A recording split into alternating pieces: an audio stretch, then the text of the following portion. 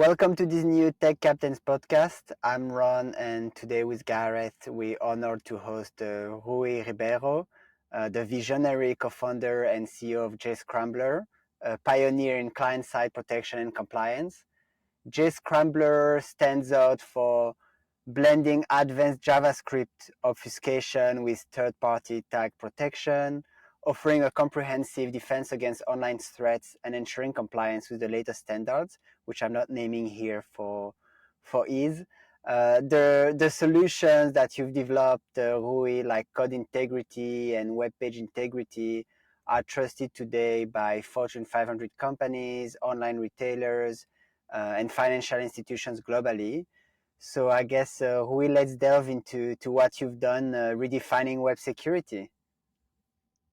And that's a really great intro. You did it better than I could have done it. So Thank you. I think that there's like a mantra here that we will be exploring during this interview, which is our marketing catchphrase: security starts at the screen. And what is client side security? Because we started the company in 2014, and which makes us now 10 years old, or we will make us 10 years old this year. And we have gained a lot of experience over the years. And when you're talking about security on the client side, if you look at it, it's a kind of a new thing for security, because everyone is focused with in the security space at protecting the perimeter, protecting the data center, protecting the servers. But every piece of data that ever was stored in a server at some time was typed in your browser, or you have looked at it in your browser or in your mobile app on the client side. Um, and so that's why when we started the company, we felt this is the most underexplored but most impactful market that we could make a difference. So, so that means that we would be focusing on a new market, but on a very big security problem, and that's what gives us like the energy to continue every day pushing our solutions and making sure that um, we are improving the overall data privacy of companies, data privacy stance of companies, even when they are innovating at a very rapid pace, like we have today, where you're adding AI chatbots, you are adding retargeting tools to your website, you are adding a lot of components that make the user experience and your own sales process adequate. Do you do an audit, or you actually make it more secure? And what kind of real, like, I know I mentioned a few in my introduction, but it's really big titles and like catchy names that I mentioned, catchy words. But like, what does it do concretely?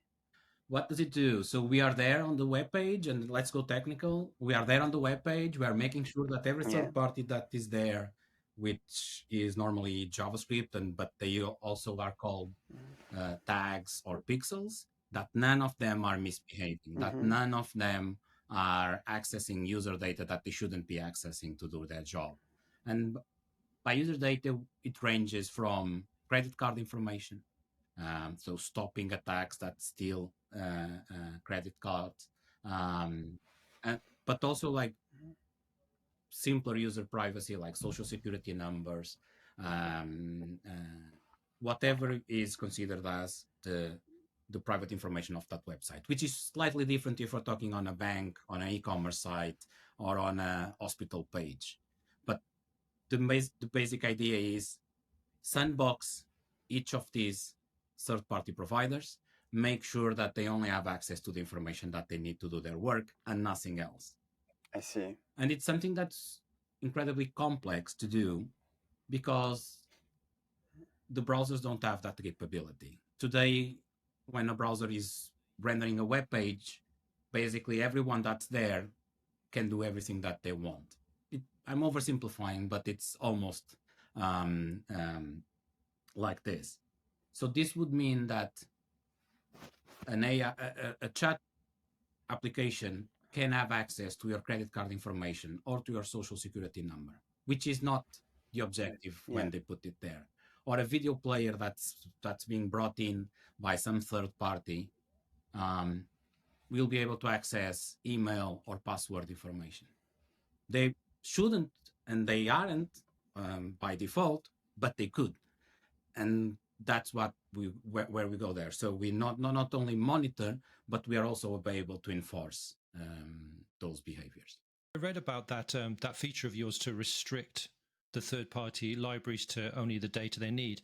Can we just go a little bit deeper in there? How does that actually work in practice then? How is that set up and configured? That's the real magic of the solution. That's how we have dedicated of energy to do it. So when you are engaging with different types of websites, you can basically reduce the actions that they do to a set of very important ones that you should avoid. And you have to talk in a business language. So we start this by defining what is private data for that company. If you're talking about an airline, it's passport information, it's their users' information, but it's also things like booking code. Okay, a booking code is the gateway to cancel a trip, to have access to all the information to rebook a ticket. So for them, it's the booking code. So in each website that we have to ask the business owners, what is the private information that you want to keep private? Then we pre-configure that into the application. And while it's executing, and because our agent is being loaded with everything that's being done with every web page and for every user out there, we are enforcing that no one is accessing that information. And even if they try to reach that information, what we do is we mask that data. Okay. So because like no one wants security that stops the website from working properly. So if you're saying like, I really need that chat application or that video player, we will enable it to be there, but we will implement policies to them saying, video player, you can play video. You cannot send information to any server other than this, and you cannot access any foreign data. So if the video player tries to do it, it gets blocked. Okay. Yeah, I think when I read it, first of all, I thought it can't be working on the whole principle of no privilege, because that would almost be unmanageable to set it up. So you're basically saying, you tell us what is the information you want to protect, and then we ensure that that information is protected and not used where it shouldn't be used. Okay. Yeah, because like the main effort, the main focus is we can never break the website. We can never break the user experience. It needs to be fully transparent. So it's talking like the business language and focusing on the actual data instead of all the technicality of what triggers the JavaScript, what makes this, what's this call, what is this event. Like that's too overcomplicated. So we simplify it so that we are really focused on what's essential. Okay. Who is there? What information are they accessing? Is it? Should I allow it? That's basically it. And you're doing it for each vendor. What would you say, because you've been at it for 10 years now, building, like, you're one of the founders, what are the biggest challenges you found building a very technical company? So the arriving too early, sometimes it's a problem. Or most of the time is a problem. Arriving too late, it's also a problem. So perfect timing is a complex thing in a technological world. But I think like the most complicated part is that we are solving a problem that is huge. Our data is on every website out there, and we need to make sure that we translate very technical problems into something that the business understands and that the business values. And for many years, security has been about breaking stuff.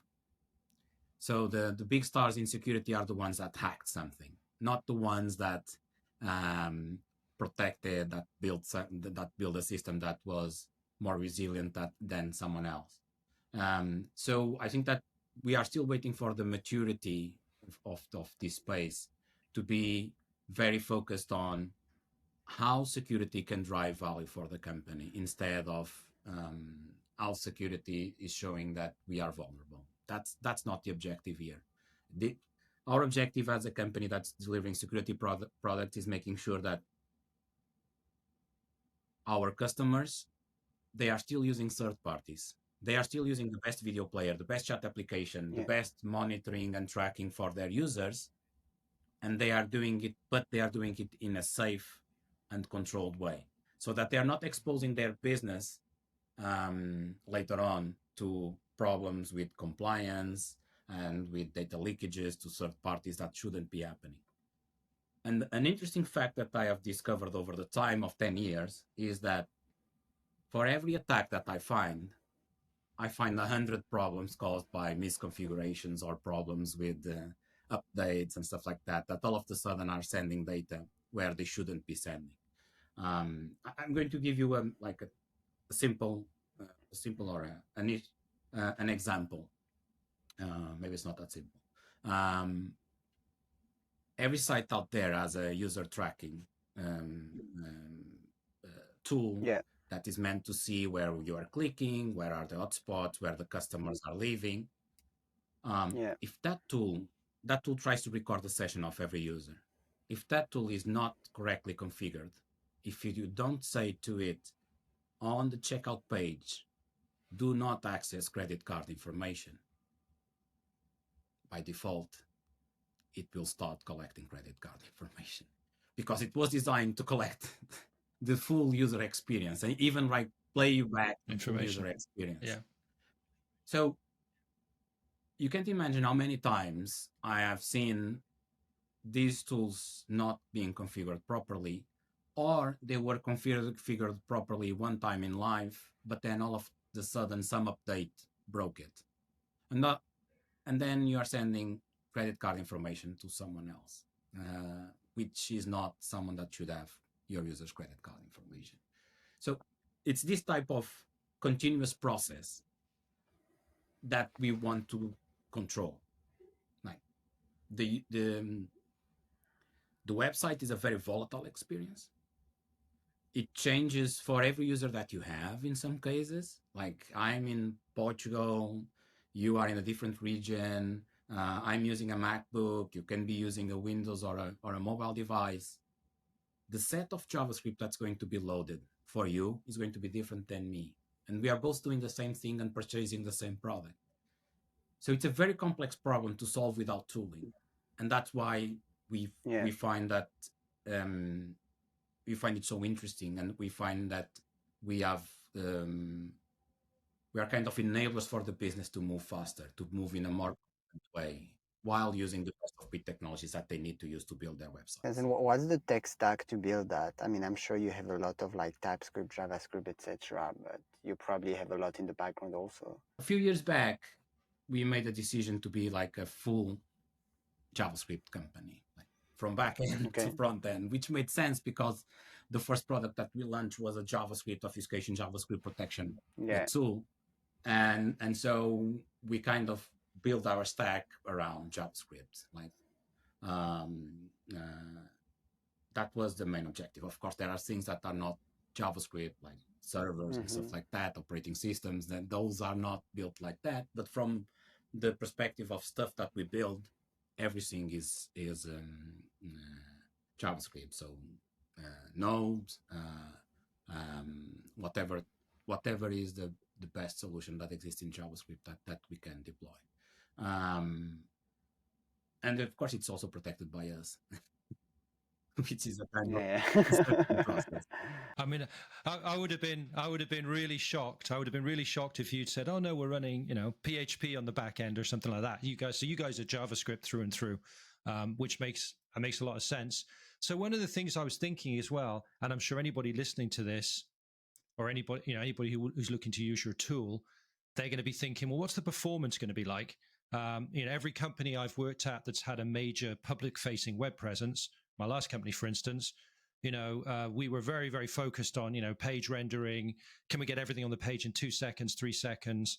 So can you talk a little bit about how you deal with those concerns around performance? Yeah, that's a very good, very good question. It comes up like 99.9999% of the times. Like, yes, there is a performance impact with everything that we do. The question is it manageable? And that's the real answer that we have been able to provide to our customers.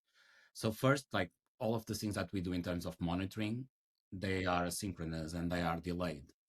So the user is already experiencing with the website before we start to have an impact on the performance, and that's very important. Like Okay. the time to first experience is the most critical metric that most companies have, and then like you have a lot of time after that to do all of the monitoring process. The other thing is that when you're going back into JavaScript protection and changing how the code works, is finding the and having the experience on protecting applications, and that is something that has evolved over time. So we have a lot of features that automatically detect where we should be more aggressive at protecting, where we shouldn't touch, automatic profiling of the applications. So it's a very big effort that we make. Today, I can't find a customer that has any concern with the performance that we are able to deliver. But it is a continuous improvement, because like the browsers are changing, JavaScript is changing. The stuff that we are doing today is totally different than the stuff that we were doing 10 years ago. Today you can play video at 4K or even more on a browser with it's extraordinary. With a very fast streaming process. It's a totally different challenge. We can play games. All of these are examples of stuff that we have been engaged with, and kind of prove that it's possible to do it with minimum impact on performance. That makes sense. And I wanted to ask you, Rui, like we usually have a small tradition in the podcast that the guests suggest a book that they really liked. So I don't know if you have one on the top of your mind that comes up. To be honest, I didn't prepare for this part of the of the interview, so I don't have like a book that I would say it changed my life. But that there is like stuff on a entrepreneurial aspect. But from personal aspect, I really love like all the Dune books and all the Dune universe. So, and also, so how are the movies? How are the movies compared to the book? that's the good part. They always try to be on the case of Dune. They always try to reinterpret everything. They never try to match the book. So it's fun to see how each new director approaches the movies. Company wide, we are huge Star Wars fans. We even have like rooms that are Star Wars focused.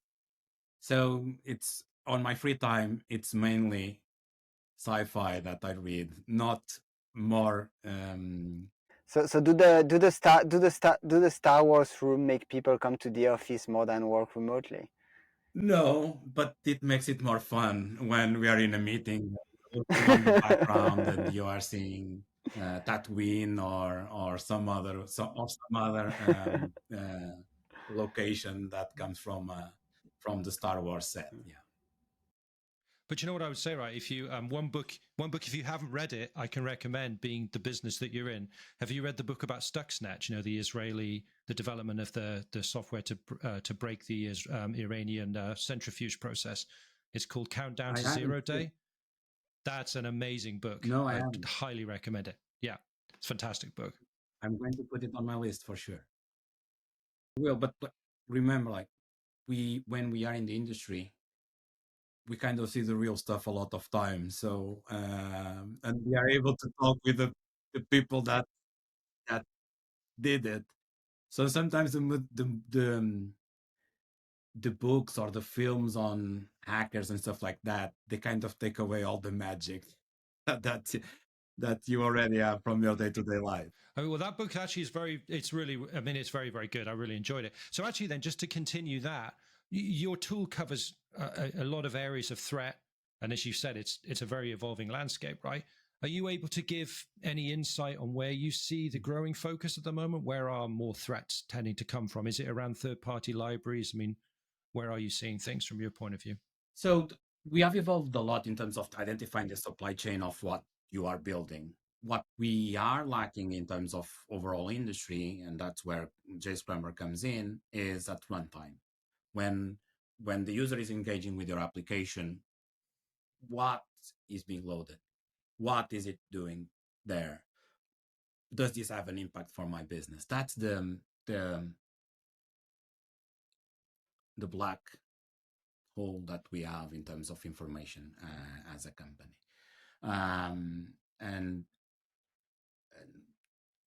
And that's the real security challenge today, because like as it becomes much tougher for you to attack the servers,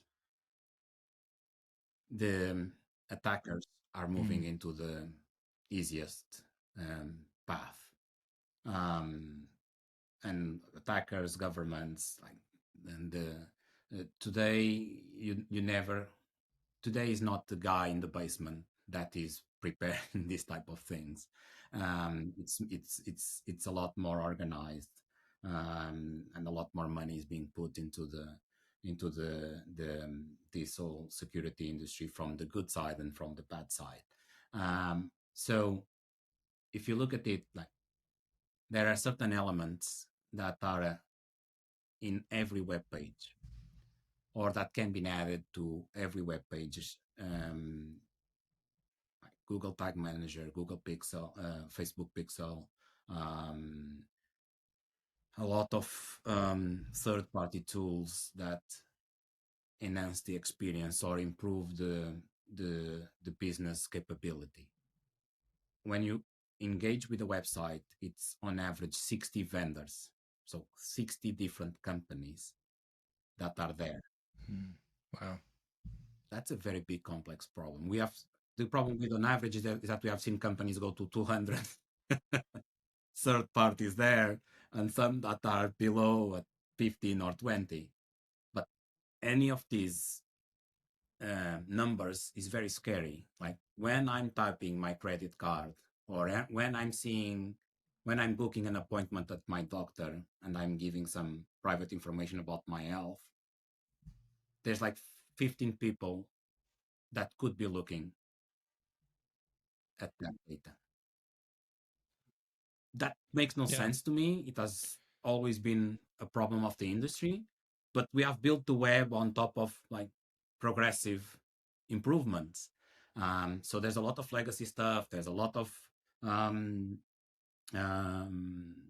evolution that's still happening, and security and user privacy is critical for the future of the continuous success of web and mobile apps, because I'm not distinguishing the two, because if you look at the mobile app today, most of the time it's still web technologies. They are just opening a browser and rendering a different version of the web page on that app, unless you are a Google Maps or a Uber or something like that. Like there, if you are a bank or another type of solution, most likely you're using web technology. It's interesting though, because when I was researching you, there were all these blogs talking about things like, vetting sources, dependency checkers. But I think what a lot of people don't realize is that even with all of that, you have issues, have instances of third-party libraries that have been put out on a CDN, being compromised on a CDN, right? Mm-hmm. So ironically, I got my credit card stolen booking a flight to Lisbon about 10 years ago on British Airways, and that was exactly how they did it. The poster boy of a mage card attack, so stealing a credit card on a company webpage on the client side. That's the example that we use a lot of times when we're dealing with our customers. But that's the example of an attack. So you multiply it by 100, and you can see the possible effects that you have in terms of data privacy. I can give you a much more simpler example that's not even an attack. Like Facebook Pixel, also a very interesting aspect because you're talking about privacy in the healthcare space. Facebook Pixel on a doctor appointment page for some cancer screening or something related to cancer. What Facebook does with that information is this person has interest in cancer and starts giving her ads that are related to miracle cures for cancer. That's the problem with privacy. Like the Facebook Pixel doesn't have any major security problems, but the context that it is being used is a huge problem. Okay, so that's how you have to look at privacy, and that's where we come in. Like when they decided to deploy Facebook Pixel in every web page, maybe it was like a marketing decision, like, hey, we need to have Facebook Pixel in every page of the website. No one asked, should it be when you are booking an appointment where we have so much context on the type of appointment that you are doing? Should we be allowing Facebook to be aware of this? So the problems are much bigger and much more relevant than just an attack to steal credit card information. And by the way, Gareth, the new PCI DSS v4 standard is the first one to address, and it came into effect on April 1, is the first one to address web credit card skimming. So avoiding exactly what happened to you at British Airways, they heard the problem, they implemented this, the standard, and for example, Jscrambler is, like, for me, I'm biased, the best solution to address the web credit card skimming. Your tool helps to obfuscate code, a term I would imagine most people are familiar with, but you implement polymorphic obfuscation, which I suspect has a narrower set of people that understand. Can you just briefly talk about what that is? So that's code integrity, and I've been mainly talking about web page integrity. So polymorphic obfuscation is creating multiple versions of your own code that are fundamentally different, but they still operate and deliver the same result. So imagine that you want, I'm going to create a use case. You provide a game, an online game, and you don't want people to cheat at it, because if they are cheating, then it doesn't become interesting for people to play, because they are not competing at the same level. You could be doing, instead of deploying one version of your game, you could be deploying 1 million versions of your game. All the different people that are playing with a different set of JavaScript. So it's going to be much more complex for anyone to implement some sort of cheat code or some kind of attack, because they would have a million targets to solve. So it's a really cool technology. It has a lot of applications. So in terms of anti-bots, in terms of avoiding cheating. So, but it's also very complex to implement, because creating a million versions of your own code that do exactly the same thing means that you are not only able to understand the code, but you're able to understand how this code is going to run safely on these million different versions that you are able to produce. But it's a really interesting technology. We have been building a lot of initiatives that we were the first to do it. Polymorphic on JavaScript, we were the first, and we have many others. Even monitoring third parties, it's something that we coined the term, not only, and we created the space itself. The last question was, you have a few different plans available, and it sounds like you have something called the Code Integrity Plan for early stage companies. which again might be of interest to some in the audience. Can you maybe describe that a little bit, what that is? So it's like you said, it's obfuscation plus code logs. So making sure that you're running on the right domain, making sure that you're running on the right browser, being able to defend against integrity attacks.